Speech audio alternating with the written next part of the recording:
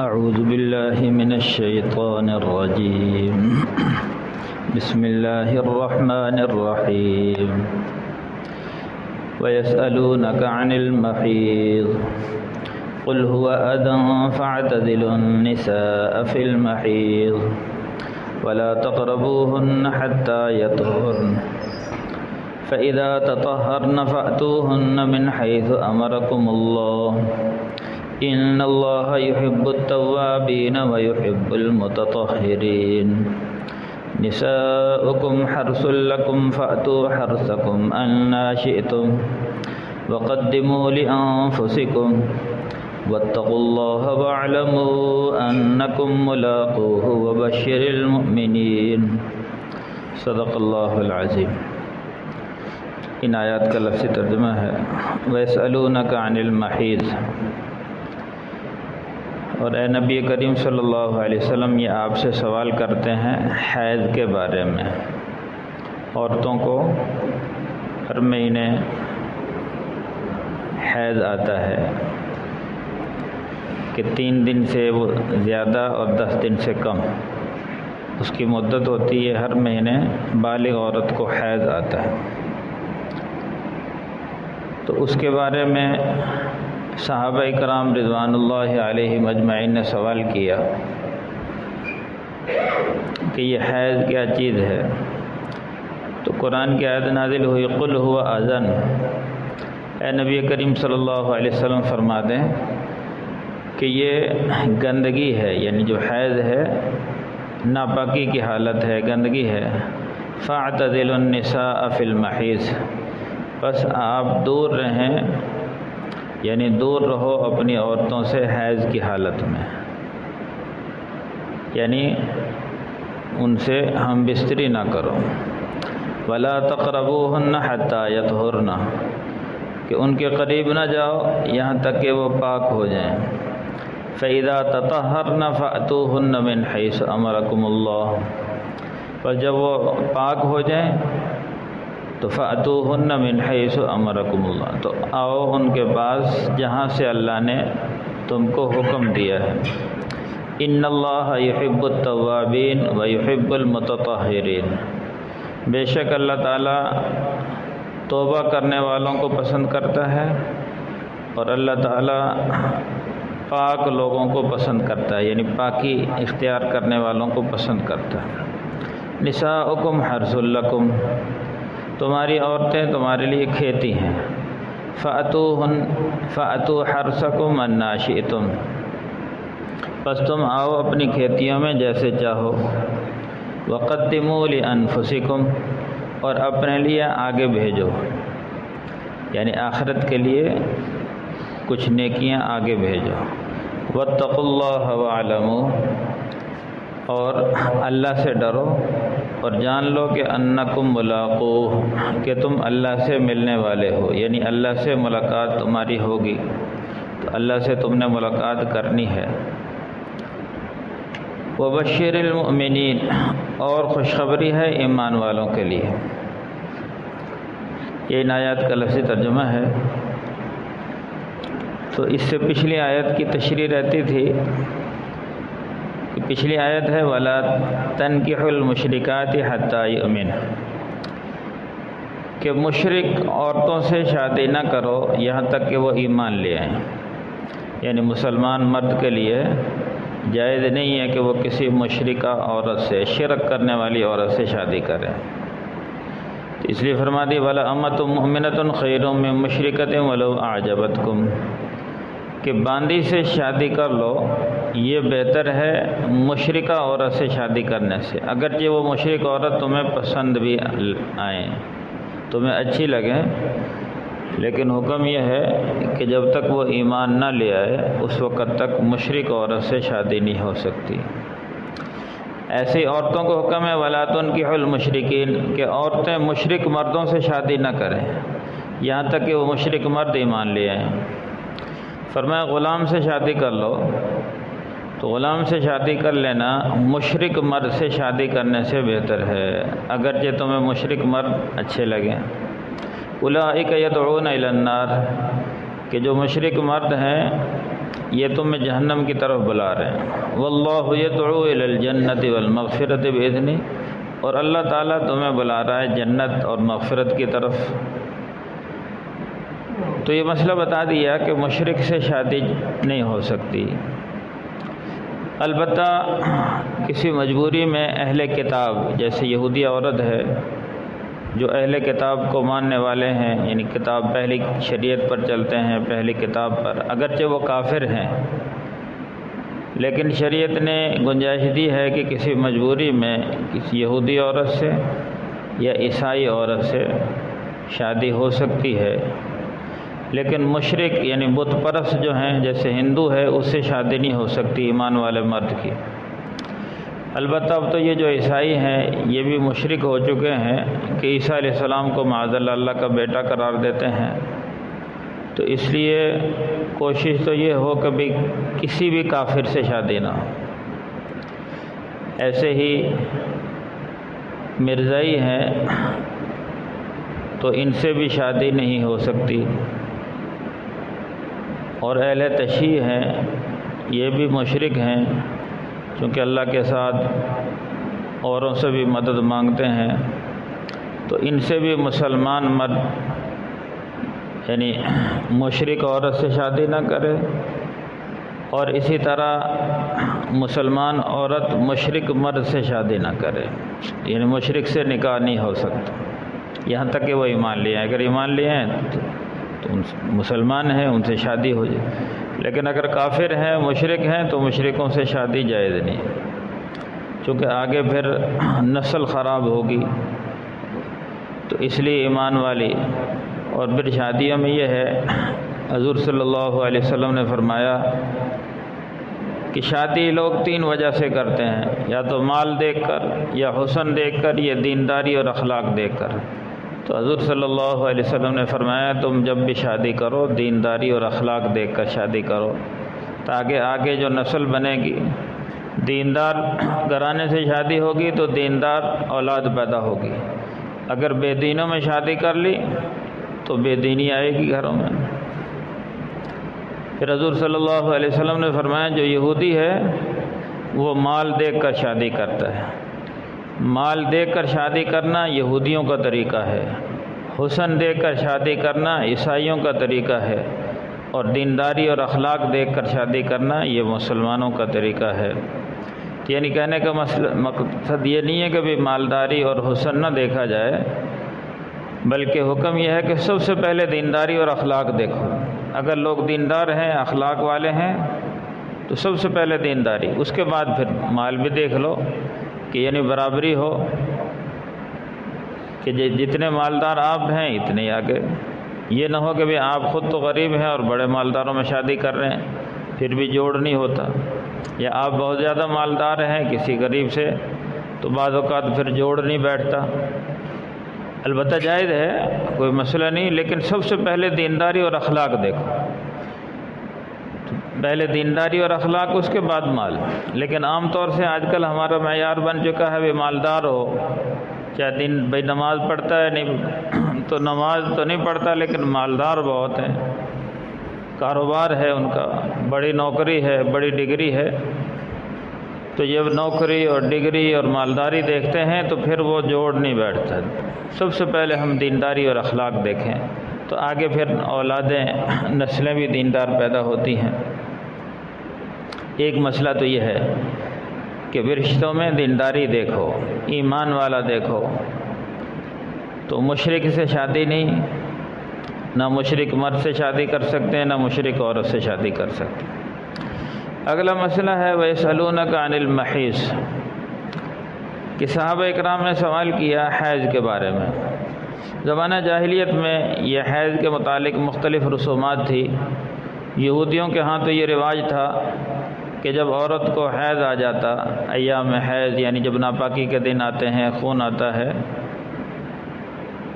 تو اس کو کمرے میں بند کر دیا جاتا اور اس دوران اس کو منحوس سمجھا جاتا، نہ وہ کھانے کو ہاتھ لگا سکتی تھی، نہ پانی کو ہاتھ لگا سکتی تھی، تو اس سے انتہائی فاصلے پر رہتے تھے لوگ۔ بھئی اس نے کھانے کو ہاتھ لگا دیا تو کھانا ناپاک ہو جائے گا، پانی کو ہاتھ لگا دیا تو پانی ناپاک ہو جائے گا۔ اور عیسائیوں کے ہاں یہ تھا کہ بھئی حیض کی حالت میں ہم بستر بھی کر لیا کرتے تھے، یعنی ان کے ہاں کوئی معیوب نہیں تھا، یہودیوں کے ہاں بہت زیادہ معیوب۔ تو صحابہ نے حضور صلی اللہ علیہ وسلم سے مسئلہ پوچھا کہ یا رسول اللہ یہ حیض کے بارے میں آپ کیا فرماتے ہیں؟ تو قرآن کی آیت نازل ہوئی قل هو اذن، بے حیض کے دنوں میں عورت ناپاک ہوتی ہے تو فاعتزلوا النساء فی المحیض، کہ عورتوں سے دور رہو حیض کی حالت میں۔ دور رہنے سے مراد یہ کہ ان سے ہم بستری نہ کرو۔ باقی عورت کھانا بنا سکتی ہے، یعنی ہاتھ دھو کر کھانا بنا لے، کھانا ناپاک نہیں ہوتا، یعنی پانی پلا دے، پانی ناپاک نہیں ہو سکتا، باقی سارے معاملات کرتی رہے۔ تو البتہ حیض کی حالت میں نماز نہیں پڑھ سکتی، روزہ نہیں رکھ سکتی، اور اسی طرح قرآن پاک کی تلاوت نہیں کر سکتی۔ یہ تین اعمال نہیں کر، یعنی ہم بستری جائز نہیں ہے، نماز جائز نہیں ہے اس دوران، روزہ جائز نہیں ہے، قرآن پاک کی تلاوت جائز نہیں۔ البتہ ذکر کر سکتی ہے عورت حیض کے دوران، یعنی ذکر کر لے، درود شریف پڑھ لے، تسبیحات پڑھ لے، استغفار پڑھ لے، تو ذکر اذکار کر سکتی ہے، موقع محل کی دعائیں پڑھ سکتی ہے۔ تو ہم بستری جائز نہیں ہے حیض کی حالت میں، اور اس کے ساتھ ساتھ قرآن کی تلاوت نہیں کر سکتی، نماز نہیں پڑھ سکتی، روزہ نہیں رکھ سکتی۔ البتہ روزوں کا مسئلہ یہ ہے کہ روزوں کی بعد میں قضا کرے گی۔ اگر رمضان کے مہینے میں عورت کو حیض آ جاتا ہے تو جتنے دن حیض آیا ہے اتنے دن روزے چھوڑے گی، لیکن ان روزوں کی گنتی یاد رکھے گی، بھی 5 دن آیا، 10 دن آیا ہے تو اتنے دن روزے بعد میں ان کی قضا رکھے۔ البتہ نمازوں کی قضا نہیں ہے۔ پھر حیض کے متعلق مسائل ہیں کہ بھی عورت، بالغ عورت کو، یعنی جب جیسے مرد کو اگر احتلام ہو جائے تو مرد بالغ ہو جاتا ہے، اور عورت کو حیض آنا شروع ہو جائے تو عورت بالغ ہو جاتی ہے۔ تو جب بالغ ہو جائے اس پر نماز اور روزہ فرض ہو جاتا ہے۔ اب اس کی مدت کیا ہے؟ تو مدت یہ ہے کہ کم سے کم 3 دن اور زیادہ سے زیادہ 10 دن۔ اگر 3 دن سے کم خون آتا ہے تو وہ حیض کا شمار نہیں ہوتا، وہ عام بیماری کا خون ہے، یعنی 1 دن آیا یا 2 دن آیا تو وہ حیض نہیں، وہ بیماری ہے، لہذا اس دوران نماز پڑھے گی۔ اگر 3 دن سے زائد اور 10 دن سے کم ہو تو وہ حیض شمار ہوتا ہے۔ عام طور سے عورتوں کی روٹین ہوتی ہے، عادت ہوتی ہے، اس عادت کے مطابق آتا ہے۔ اور اگر خدا نخواستہ کسی عورت کو 10 دن سے زیادہ حیض آ گیا تو اس کے لیے حکم یہ ہے کہ جب 10 دن پورے ہو جائیں تو 10 دن کے بعد یعنی غسل کرے اور نماز ادا کرے۔ یعنی اگر وہ خون بند نہیں ہو رہا تو وہ بیماری کا خون ہے، 10 دن تو یعنی اس کے حیض کے شمار ہوں گے۔ 10 دن سے زیادہ جو ہیں اس دوران میں ہر نماز کے لیے وضو کرے اور نماز ادا کرے، ایسے روزے بھی رکھے۔ تو شریعت نے حد مقرر کر دی ہے کہ یہ حیض کم از کم 3 دن ہوتا ہے اور زیادہ سے زیادہ 10 دن۔ 3 دن سے کم نہیں آ سکتا، 10 دن سے زیادہ نہیں آ سکتا، اور ایک حیض سے دوسرے حیض کی مدت کم از کم مدت 15 دن ہے، زیادہ کی کوئی مدت نہیں۔ بعض اوقات کئی مہینے نہیں آتا، تو اگر کئی مہینے نہیں آ رہا تو اس دوران نماز پڑھے گی، یعنی پاک ہے جب، چونکہ جب خون آئے گا اس وقت ناپاک ہوگی۔ خون نہیں آ رہا، کئی مہینے نہ آئے تو وہ پاک رہے گی، لیکن کم از کم مدت 15 دن ہے۔ اگر ایک عورت کو ایک حیض آیا اور دوسرا حیض 15 دن سے پہلے آ گیا تو وہ بھی بیماری کا خون شمار ہوگا کہ درمیان میں کم از کم مدت 15 دن ہے، یعنی ایک حیض کے بعد دوسرا حیض 15 دن بعد آتا ہے، 15 دن سے پہلے نہیں آ سکتا۔ اگر 15 دن سے پہلے آ جائے تو وہ بیماری کا خون شمار ہوگا۔ ایسے ہی ولادت کے بعد، جس کو عربی میں نفاس کہتے ہیں، نفاس، اور ہمارے محاورے میں چھلا کہہ دیتے ہیں یا زچگی کہہ دیتے ہیں، اردو میں زچگی کی حالت کہتے ہیں۔ تو اس کا مسئلہ بھی اچھی طرح سمجھ لیں اور اپنے مستورات کو یہ مسئلہ سمجھیں کہ جب بچے کی ولادت ہو تو ولادت کے بعد خون آتا ہے. اب اس کی کم از کم مدت کوئی نہیں. بعض عورتیں ایسی ہوتی ہیں کہ 2-4 دن خون آیا اور اس کے بعد خون آنا بند ہوگا تو وہ 2-4 دن میں پاک ہو گئیں، اس کے بعد ان پر نماز فرض ہو جاتی ہے. کسی کو 10 دن آتا ہے، کسی کو 12 دن آتا ہے، کسی کو 20 دن آتا ہے. زیادہ سے زیادہ مدت 40 دن ہے. 40 دن سے اگر زیادہ خون آئے تو وہ بھی بیماری کا خون ہوگا. لیکن یہاں عام طور سے ہمارے ہاں غلطی یہ کی جاتی ہے کہ 40 دن پورے کرواتے ہیں. بھی 40 دن پورے ہوں گے تو پھر عورت غسل کرے گی، اس کے بعد نماز پڑھے گی. کہ 40 دن سے پہلے چاہے وہ خون بند بھی ہو جائے پھر بھی اس کو نماز نہیں پڑھنے دیتے. بھی 40 دن پورے کرو. حالانکہ ایسی بات نہیں ہے. بھی مسئلہ خون کا ہے کہ بھی جتنے دن خون آئے اتنے دن ناپاک ہے. جیسے خون آنا بند ہو گیا، بھی 10 دن میں بند ہو گیا، 15 دن میں بند ہو گیا، تو پھر جیسے ہی بند ہو جائے وہ غسل کرے. غسل کرنا اس دوران فرض ہے. جب پاک ہو جائے تو اس کے بعد وہ پاک ہے، پھر وہ نمازیں بھی پڑھے. خدا نخواستہ یعنی وہ پاک ہو گئی ہے اور غسل نہ کیا اور ایسے ہی چلتی رہی تو اس کی نمازیں وہ اس کو قضا کرنی ہوں گی. جب سے وہ خون بند ہوا ہے تو وہ عورت پاک ہو گئی. اب اس دوران اگر اس نے نمازیں چھوڑی ہیں تو نمازوں کی قضا آئے گی. تو اس لیے مسئلہ اچھی طرح سمجھ لیں کہ مسئلہ خون نفاس کی کم از کم مدت کوئی نہیں، زیادہ سے زیادہ 40 دن ہے. تو اس لیے اکثر ایسا ہوتا ہے کہ پورے 40 دن خون نہیں آتا. یہ تو آخری مدت ہے. 40 دن اس لیے طے کیا کہ اگر 40 دن سے بھی زیادہ آئے تو 40 دن کے بعد نماز فرض ہو جائے گی ہر حال میں. اگر زائد خون آتا ہے تو پھر ہر نماز کے لیے وضو کرے گی. وہ بیماری کا خون ہے، اس کو استحاضہ کہا جاتا ہے عربی میں. تو یہ مسئلہ بھی اچھی طرح سے. باقی یہ ہے کہ حیض کے دوران ہم بستری نہیں کر سکتے. ہم بستری کرنا سخت گناہ اور حرام ہے. قرآن میں فاعتزلوا النساء فی المحیض، حیض کی حالت میں عورتوں سے، حیض اور نفاس کی حالت میں عورتوں سے دور رہو. ولا تقربوہن، کہ صحبت کے لیے ان کے قریب نہ جاؤ. اب ایسے قریب جانا منع نہیں ہے کہ ساتھ لیٹ سکتے ہیں، بغل گیر ہو جائیں، بوس و کنار ہو جائے، لیکن صحبت نہیں کر سکتے. صحبت اس وقت تک جائز نہیں ہے جب تک کہ وہ پاک نہ ہو جائے، غسل نہ کر لے. فَإِذَا تَطَهَّرْنَ، پر جب وہ پاک ہو جائیں فَأْتُوهُنَّ مِنْ حَيْثُ أَمَرَكُمُ اللَّهُ، تو پھر تم یعنی آؤ جہاں سے اللہ نے حکم دیا. اب یہاں اشارہ کر دیا بھی جہاں سے اللہ نے حکم دیا، تو چونکہ اللہ نے حکم آگے کی طرف سے دیا ہے تو یعنی آگے کی طرف سے اپنی عورت سے صحبت کر سکتے ہیں. باقی پیچھے سے یعنی دبر کی جانب سے سخت حرام ہے، وہ لواطت ہے اور وہ زنا سے بھی بدتر ہے، سخت گناہ ہے. تو اس لیے اللہ نے جہاں سے حکم دیا، یہ اس کی تفسیر میں لکھا ہوا ہے جہاں سے اللہ نے حکم دیا.